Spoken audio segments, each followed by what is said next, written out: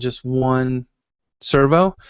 So the way that you would scale out on Modulus, you would probably host with something like compose.io and get an oplog enabled Mongo database, and then hook that up to your Modulus setup using environment variables.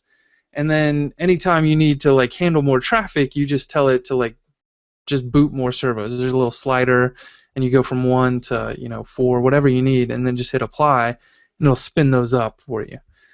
It's pretty quick, and then they've got nice logs in there and that kind of stuff as well. So for me, like I host some of my apps at Modulus, some of them at Heroku, and some of them on DigitalOcean. So I can kind of speak to the differences once we get to the questions portion. Heroku is the other kind of easy hosting solution. The only thing that I would say is with Heroku, you use what they call build packs. So they have little containers as well, and they call them, gosh, what do they call those things? Dynos. And they're little containers that run your app as well. But they use Git to ship your code up there, and then if you're not using Rails, then you need to give them a build pack, which is essentially like a series of bash scripts that tell Heroku what needs to be installed in order to run your app. And so there's a large community effort, you can go out there and look, of Heroku Meteor build packs.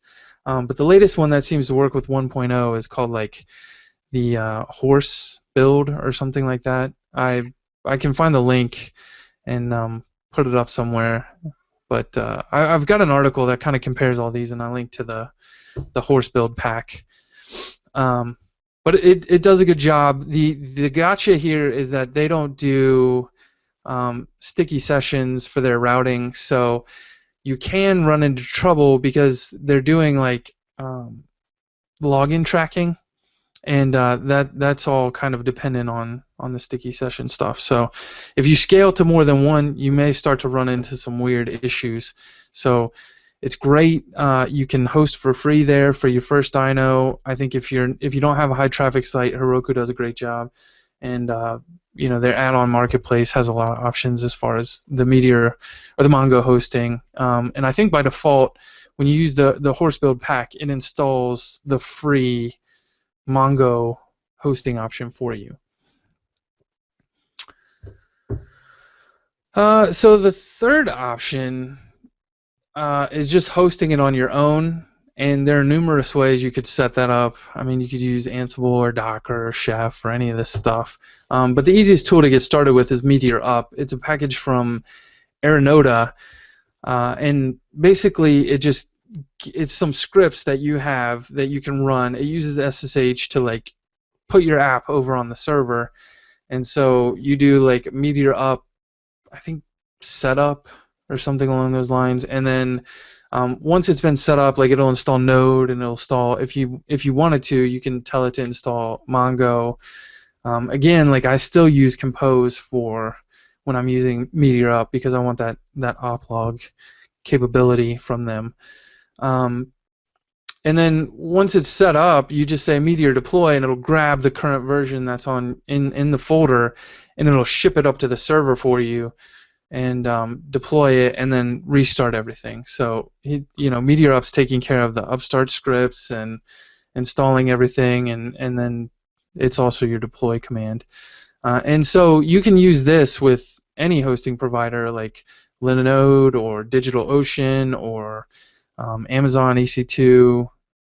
So pretty basic option, but I think it probably gives you the most flexibility in the long run, is if you're hosting on your own, and then like you control the routing and that kind of stuff. So you can set up your own load balancer and make sure it's done the right way. All right, so the other part of this talk is scaling. I think the biggest piece for scaling when it comes to Meteor is Mongo itself. And in 0.7 they added oplog support, and basically what that is a fancy way to say that you're going to set up a Mongo replica, and you have a master server and you have a slave server, or a primary and secondary, and the secondary servers listen to a special collection called oplog, and it's basically a list of data changes that are happening in the primary at any given time. And so those secondaries are listening to that and pulling it down and applying those changes. Well, Meteor has, with their oplog support, they just act like they're a secondary, and they listen to that oplog, and they sit there and they process all those data changes that are coming through on the Mongo server, and they're applying that. And so down on the server side of Meteor, they have what's called a merge box, which is the way that they're tracking what data the clients that are connected are interested in, and so they're able to look at the changes that are coming in, and then based on what's in the merge box, they can push that down to the client. So if you're subscribed to some data that's changed, they'll know you're subscribed, they'll see the change came, and they'll push it down the DDP pipe to you. And so that's kind of how you scale Mongo out. But the problem is, this is really kind of a double-edged sword. So the problem that oplog fixes is the fact that if you have more than one Meteor server in place, you're going to have update delays by default without oplog turned on, without the oplog support enabled. So what happens is, like, server A may run an update and send something to the database. It gets saved. Server A already knows that that data has changed, but server B doesn't have any way to know that it's changed. So what happens in regular Meteor without oplog is it's going to sit there and run what they call a pull and diff, and they're going to query the server and say, were there any changes on this data? And then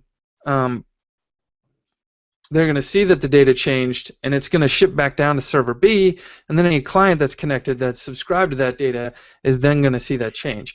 But that code was running like every 10 seconds, so you're getting a 10-second delay rather than full real time. So the way to get around that is to use oplog. So that's kind of what we were solving with the oplog change. But the issue there is, if you're pushing too much data into the Mongo server, there's no way to say, I only want to subscribe to this data from the oplog.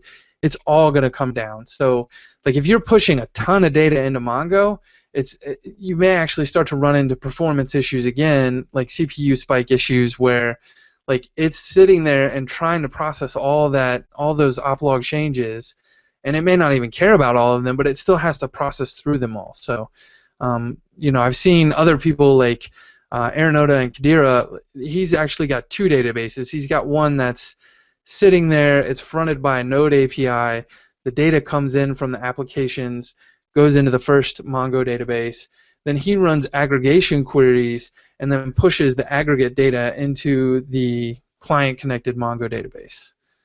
And so that's one way you could deal with having too much data being inserted into a Mongo database.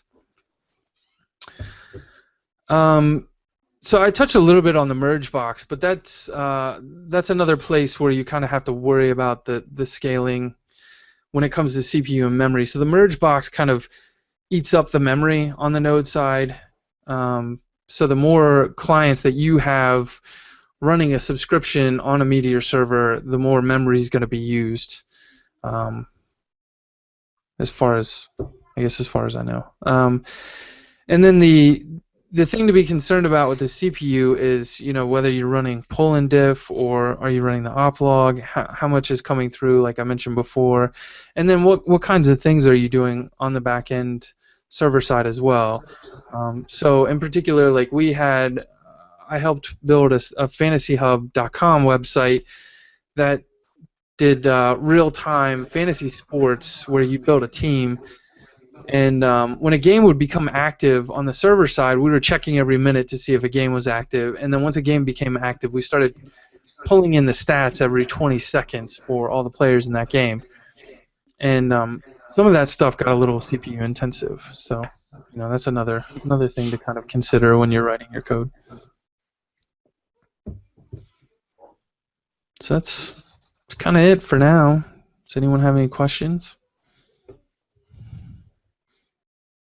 As far as the experience you've had deploying on the different options, is there one that you have a personal preference for? My personal preference would be Modulus probably first, and then DigitalOcean would be second. And I would say it just really depends on how comfortable you feel with running your own server. If you feel comfortable, I'd say go with DigitalOcean. And you use Meteor up with that, correct? Yeah. Okay. I have a question now. If you are using Modulus, how long does it usually take before you